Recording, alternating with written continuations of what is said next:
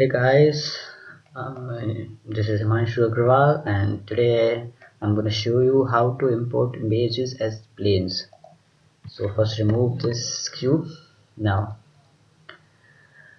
to import you see the option is not here. So you have to go to user preferences and go to add-ons. Here it is images. You can search in at images and here it is. Check this box, import images as planes. So save user settings. Now uh, get this cursor to the center.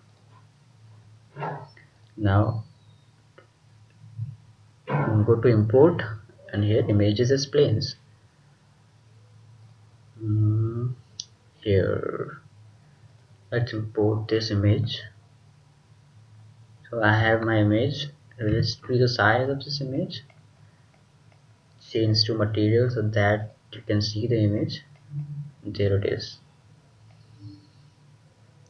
Okay, thank you guys, please subscribe to my channel.